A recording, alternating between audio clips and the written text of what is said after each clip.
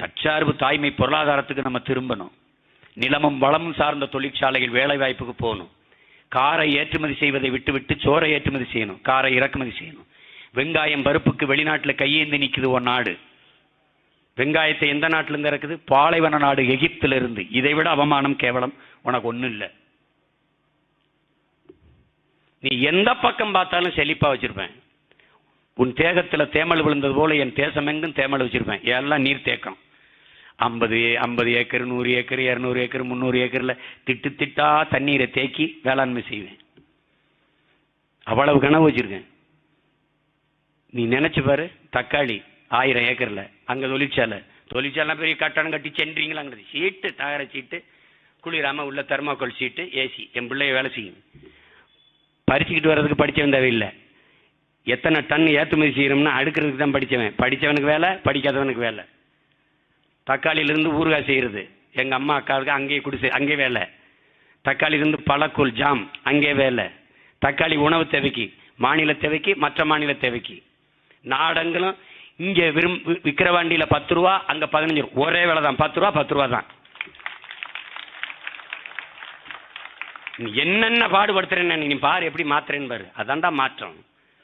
அதான்டா இந்த அநீதிகளால் கட்டமைக்கப்பட்ட சமூகத்தை தகர்த்து புதிய சமூகம் படைகிறது.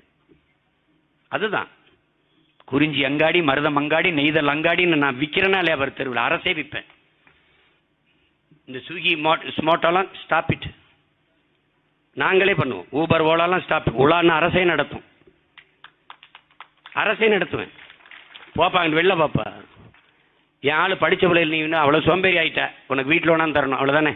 நீ அடிச்சுன்னு வச்சுக்க, என் ஆள் நிற்பா நெய்தல் அங்காடியில் மீன். அப்பா எனக்கு வஞ்சிர மீன் 1 கிலோ. அம்மா முகவரிமா எழுதிக்குவான். அரை மணி நேரத்தில் எங்கள் ஆள் வந்து கதவுல ஒன்றா தட்டி கொடுத்துருவான். காசு வாங்கிட்டு வந்துடுவான். மாதம் அவனுக்கு சம்பளம். அவனுக்கு என்னன்னுவான்? 5000 ரூபா கொடுப்பேன். அவனால் செலவு பண்ண முடியாது. ஏன்னு கேளு, என்கிட்ட கேளு ஏன்னு. அவன் பிள்ளையை நான் படிக்க வச்சுருவேன். அம்மாவுக்கு முடியல, நானே வைத்தியம் பார்த்துருவேன். இதுக்கு தான் அவனுக்கு பணம் தேவைப்படுது. அதை நானே செஞ்சுட்டுனா 5000 ரூபாய்க்கு செலவு இல்லையே. அப்புறம் நான் தெருவுக்கு தெரு பண்ணை வச்சுருக்கேன். ஊருக்கு ஊர் விற்கிற வண்டியெலாம் 10 பண்ணை, மாடு பண்ணை, ஆடு பண்ணை வச்சுருப்பேன். என் மக்களுக்கு போதான் மற்றதை விற்பேன். என் பிள்ளைகளுக்கெல்லாம் 1 லிட்டர் பால், 4 முட்டை அடிச்சுட்டு தான் பள்ளிக்கூடத்துக்கு போகணும். தினம் போட ஆடுறா, போய் பஞ்சாப்ல போய் பாடுறா. தெருவுங்க மாடு லசியெல்லாம் 1 லிட்டர் குடிச்சானா படிச்சுட்டு பசியாம அப்படி திர்றான்டா, இப்படி திர்றான். போய் பாரு, வேணா பாருங்க. ஐயா சிரிக்கிறார் பாருங்க. எங்க ஐயா என் வட இந்தியாவில் ரொம்ப நாள் வாழ்ந்தவர். நீ வெக்கப்பட்டு கிடக்குற பைத்தியக்காரப்பில். மாடு நீ ஆட மேய்க்கிற, பகவான் கிருஷ்ண பரமாத்மா மேய்ச்சிருக்காரா, நபிகள் நாயம் மேய்ச்சிருக்காரா, இயேசுபரான் மேய்ச்சிருக்காரா? நீ மேய்க்கிறது வெக்கப்படுற பைத்தியக்கார. மாடு மேய்ப்பது அவமானம் இல்லடா, வெகுமானம், வருமானம்டா. ஆடு மேய்ப்பது வருமானம்டா. டேய், 1 கிலோ கறி 1000 ரூபாய்டா. உங்கறி எங்கறிய நாயை தவிர எதிராதீங்க பைத்தியக்காரப்பில், எதிராதீங்க. 1 கிலோ ஆட்டுக்கறி 1000 ரூபா, நாட்டுக்கோழி 650 ரூபா. நாட்டுக்கோழியை உற்பத்தி செய்ய முடியாமல் இந்த காவாலி பயலுக்கு பண்ணக்கோழி உற்பத்தி செய்கிறான். எல்லாம் டூப்பு. நாட்டுக்கோழி முட்டை அது கொண்டு வர முடியல, காப்பி தண்ணியில் முக்கி வைக்கிறேன். அதுவும் புதுச்சேரியில் எனக்கு கொடுக்கணும். இது நாட்டுக்கோழி முட்டையில் காப்பி தண்ணியில். நான் தான் நாட்டுக்கோழி வளர்க்குறேனே, எனக்கு தெரியாத என் முட்டை எப்படி இருக்கும்னு. கேவலம். இப்படியே திரி, நான் சொல்றதை சிரிச்சுக்கிட்டே திரி. உருப்படுறதுக்கு ஏதாவது வழியை பாரு. ஒரே வழிதான் இருக்கு. என் தங்கச்சிக்கு ஒரு ஓட்டை போட்டு விடு. இப்படி நினைச்சிடக்கூடாது. அவங்க தோத்தாளுங்க கவலைப்பட மாட்டாங்க. என் பங்காளி வடிவேல் சொல்வார்ல, அதில் அடிக்கும்போது ஒருத்தன் சொன்னா என்ன அடிச்சாலும் தாங்கன்னா ரொம்ப நல்லவன். அது மாதிரி எங்களை இப்படி போட்டு அடிச்சுக்கிட்டு கூடாது, புரியுதா? ரொம்ப நல்லவன்ட்டு ஓட்டு போட்டு ஜெயிக்க வைங்க. சொந்த பிள்ளையில வெல்ல வைங்க. எங்களை விட உங்களை அன்பு கொண்டு காதலிக்கிற யாராவது ஒருத்தன் இருந்தான்னா அவனுக்கு போடுங்க. சரி, நீ தான் ஜாதி பார்த்து போட்ட, சாதிச்சதை சொல்லு. மதம் பார்த்து போட்ட, சாதிச்சதை சொல்லு. ஒரு நாட்டை மனிதம் ஆளலாம், மதம் ஆளலாமா? மதம் மனிதனுக்காக உருவாக்கப்பட்டதா இல்ல மதத்துக்காக மனிதனா? என்ன பண்ணுச்சு? யானைக்கும் மதத்திற்கு மனிதனுக்கும் மதம் பிடித்தால் அழிவுதான் மிஞ்சு, வேற எதுவும் மிஞ்சாது. என்னடா பண்ணுது உன் மதம்? என்னடா பண்ணுது உன் மதம்? உனக்கு என் மதம் எனக்கு. போடா, வீட்டில் போய் இதை கும்பிடுறா கும்பிடுற. எனக்கு எதுக்கு? நான் எதுக்கு இந்துவா இருந்து இதை கும்பிடணும்? நான் சைவன். என் முருகன் என் சிவனை கும்பிட நான் இந்துவா ஏன் இருக்கணும்? ஏன் தெய்வம் அது, ஏன் கடவுள். சைவமும் தமிழும் தலைத்து ஓங்குக என்று எல்லா மடத்திலும் இருக்கு. என் தங்கச்சிக்கு தெரியும், சைவ மடத்துல சைவமும் தமிழும் தலைத்து ஓங்குக, ரெண்டையும் பிரிக்கவே முடியாது. நீ நுட்பமா கவனிச்சுக்க. முதல்ல அவன் என்ன பண்ணான், பாலி மொழியை அழிச்சான், பௌத்தத்தை அழிச்சான், பாலி மொழியை அழிச்சிட்டான். அப்புறம் சமணத்துல பிராகிருத மொழி அழிச்சான், சமணத்தை அழிச்சிட்டான். நம்மள தமிழ் அழிக்கிறதுக்கு சைவத்தை அழிச்சு இந்துன்னா சமஸ்கிருதத்தை உள்ளதள்ளிட்டு தமிழை முடிச்சிட்டான். இல்ல நீ நுட்பமா பாரு, ஒன்னொன்னா அழிச்சு அழிச்சு வருவான். அதனால மாற்றம் என்பது ஒவ்வொன்றிலிருந்தும் மாறணும். இது பெரிய வேலை. அதனாலதான் என்ன சொல்றேன், திரும்ப திரும்ப சொல்றது காரணம், மாற்றம் என்பது சொல்லல்ல, செயல். செயல் புரட்சி என்பது ஒரு தலைகீழ் மாற்றம் என்று சொல்வதற்கு காரணம் அதுதான். அப்படி ஒரு தலைகீழ் மாற்றத்தை ஏற்படுத்த முடியும் நம்மால். நாம் மிகப்பெரிய கனவை கொண்டிருக்கோம். அதனாலதான் நம்ம தனிச்சு நிக்கிறது காரணம். தனிச்சு நின்று வென்றால் தான் நான் நினைக்கிறது செய்ய முடியும். LKG UKG no. அப்ப என்ன செய்வான், அரும்பு மொட்டு மலர் என்னுடைய பாடத்திட்டம். இப்ப எப்ப சேப்பா சீமான், உலகத்துல கல்வியில தலை சிறந்த நாடுதரா தென்கொரியா. எப்படா பிள்ளையை சேர்க்கிறா, 8 வயசுல. இந்த பரதேசிக்கு பிறந்த பரதேசி பயில்மையில 8 வயசுல என் பிள்ளைய புது எக்ஸாம், பப்ளிக் எக்ஸாம் எழுத சொல்றான். உங்கள் டேய் ஐயோக்கியப்படா. நான் என்ன பண்றேன், 6 வயசுல என் பிள்ளைய ஒன்னாப்பு சேர்க்கிறேன். 8 வேணாம், இதுவும் வேணாம், நான் 6 வயசுல சேர்க்கிறேன். இப்ப என்ன பண்றேன், அரும்பு மொட்டு மலர், நோ லெசன்ஸ், நோ சப்ஜெக்ட்ஸ் வச்சிருவேன். ஆசிரியர் என் பிள்ளைய பள்ளிக்கூடம் வந்து விட்டுறணும். 3 வயசுல இருந்து 6 வயசு வரைக்கும் அவன் பாட்டுக்கு இருப்பான். அவனை விளையாட விடுவேன். மியூசிக் வச்சிருப்பேன், பந்து வச்சிருப்பேன், எல்லாம் வச்சிருப்பேன், எல்லா பொருளும் வச்சிருப்பேன். என் பிள்ளை எதை போய் எடுக்கிறான், ஆசிரியர் குறிக்கணும். வீடியோ வச்சிருப்பேன்ல, அந்த சிசிடிவி வச்சிருப்பேன்ல. 6ஆவது ஒன்றாந்து 6 வயசுல ஒன்னாப்பு சேர்க்க வரும்போது பசுஞ்சோலை பள்ளியில் இந்த பள்ளிக்கூடத்தெல்லாம் டெஸ்ட்ராய் பண்ணிடுவேன். இது கக்குசு கூட நல்லா இருக்கும். இது வேண்டாம். இவன் சமாதிய 5 ஸ்டார் விடுதி மாதிரி கட்டியிருப்பான், பள்ளிக்கூடத்தில் சமாதி மாதிரி வச்சிருப்பான்.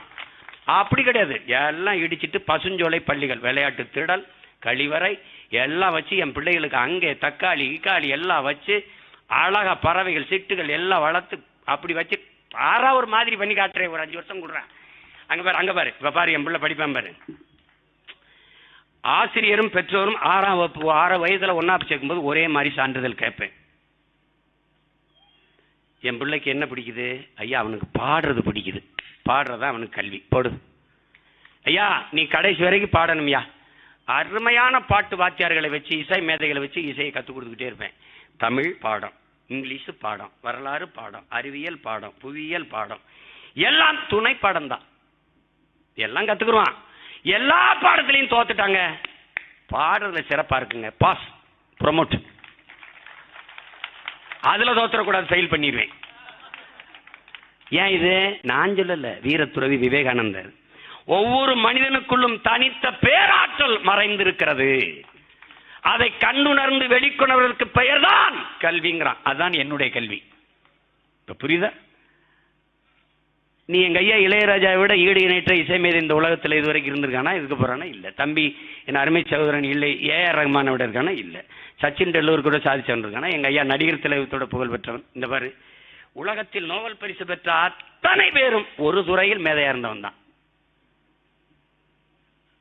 அப்படிதான் எங்க ஐயா அப்துல் கலாம், அப்படிதான் மயில்சாமி துறை, அப்படிதான் இந்த நாட்டில் சாதிச்ச எல்லாரும் அப்படித்தான். ஒரே ஒன்றில் கூர்மையா போக்கஸ் பண்ணவன் தான். அப்படித்தான். அதான் நீ செய்யணும். எங்க அப்பா இளையராஜாவை பாரதி ராஜா மாதிரி படம்னு சொல்லக்கூடாது, எங்க அப்பா பாரதி ராஜாவை இளையராஜா மாதிரி மியூசிக் போடுன்னு சொல்லக்கூடாது. ஆனால் 2 மேதைகள் ஒவ்வொரு துறையிலும் ஒன்று. அவரவர் அந்த தனித்திறன் ஆற்றல் அதை வளர்த்தெடுக்கணும். அதான்டா கல்வி. அன்னை இவருக்கு ஓடுறது பிடிக்குது, ஓடிக்கிட்டே இருறா. நான் தான் முட்டை பால் சோறு நெய் எல்லாம் வச்சிருக்கேனே, அவனுக்கு அதை பத்தி கவலைப்படாத. விவசாயம் நான் தான் விளைய வைக்கிறேனே, நான் தான் வேளாண்மை செய்யறேனே. அவனுக்கு என்ன பசி? சாப்பிட்றா. கீரை வேணுமா கீரை இருக்குடா, மீன் வேணுமா மீன் இருக்குடா, நாட்டுக்கோழி வேணும் நாட்டுக்கோழி இருக்குடா, வேற என்ன வேணும் மாட்டுக்கறி சாப்பிட்றா, ஆடுறா ஓடுறா. ஒரு உசேன் போல்ட்டு நான் பலாயிரம் உசேன் போல்ட்டை உருவாக்கி விட்டுருவேன். அடுத்து என்ன அவனுக்கு என்ன பிடிக்குது? மருத்துவம் படிக்கணுமா? ஐயா மருத்துவமே படியா போயா. பொறியாளரியா. வேற என்ன? இசை பிடிக்குதாயா? இசையே கத்துக்கையா. தனித்திறன் கல்வி, மற்றதெல்லாம் துணை பாடம்.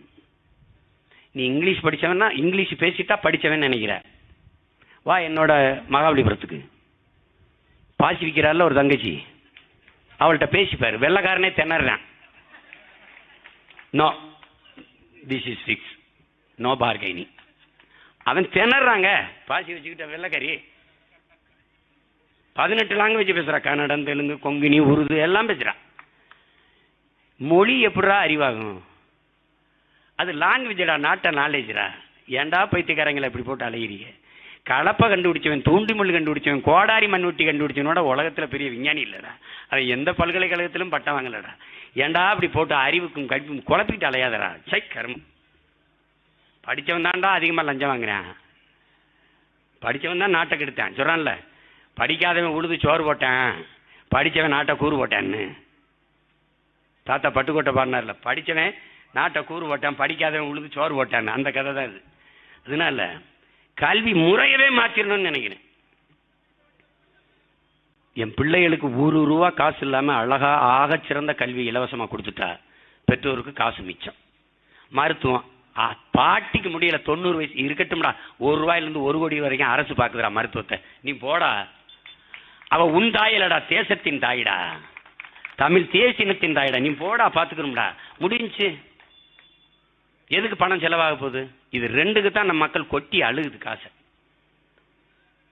அதுக்கப்புறம் உனக்கு சாப்பாட்டுக்கு அரிசி கவலை இல்லை, காய்கறி கவலை இல்லை, ஏன்னா நாமளே விளைய வைக்க போறோம். அப்புறம் பூமியின் நீட செத்த பிறகு சொர்க்கம் தேடுற, வாழுகிற பூமியை சொர்க்கமா படைக்க முடியும் நம்மளால. விவேகானந்தர் சொல்றாருல, உயிரோடு இருக்கும்போது சோறு தராத சாமி, செத்த பிறகு எனக்கு சொர்க்கம் தரும் நான் எப்படி ஆசை நம்புறதுன்றார்ல. அதெல்லாம் வேற. வாழுகிற பூமியை சொர்க்கமா படைப்போம். இன்னொரு தலைமுறை, நமக்கு பின்பு வருகிற தம்பி தங்கிகள், அவர்கள் சந்ததி வாழ்வதற்கான பூமியாக இதை வைத்து விட்டு போகணும். அதுதான் மாற்றம். அதற்கு நீங்கள் செய்ய வேண்டியது ஒரே ஒரு ஓட்டு. என் அன்பு தங்கை அபிநயா பொன்னிவளவனுக்கு மைக்கு சின்னத்தில் வாக்கு செலுத்தி நீங்கள் வெற்றி பெற செய்யணும். அவ்வளவுதான். நீ எங்களை சாகடிச்சிட்டு சாதியை காப்பாற்றணும்னு நினைச்சின்னா நான் ஒன்றும் பண்ண முடியாது. இவ்வளவு பேசி நீ அதெல்லாம் கவலை இல்லை, எனக்கு சாதி தான் முக்கியம்னா நல்லா நல்ல போடு. நீ என்ன திராவிட கோட்பாட்டுக்கு போடுறியா, திராவிட மாடலுக்கு போடுறியா, அவன் கொடுக்குற 15,000க்கு போடுறியா? எதுக்கு போடுற? எதை வேணாலும் இழங்க, உங்கள் தன்மானத்தை இழந்துடாதீங்க. ஓட்டுக்கு காசு வாங்கிக்கிட்டு நீங்க ஓட்டு போடுறது என்பது மாபெரும் தன்மான இழப்பு, தமிழ் பேரினத்திற்கான பெருத்த அவமானம். அதை மாற்றுங்கள் என் உடன் பிறந்தவர்களே, பேரன்புமிக்க என் பெற்றோர்களே.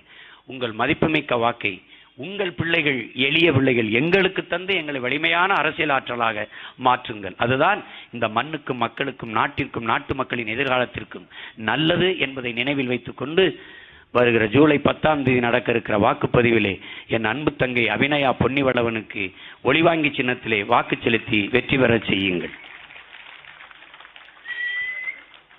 புரட்சி எப்போதும் வெல்லும், நமது வெற்றி அதை சொல்லும். இலக்கு ஒன்றுதான், இனத்தின் விடுதலை. இனம் ஒன்றாவோம், இலக்கை வென்றாவோம். நாம் தமிழர்.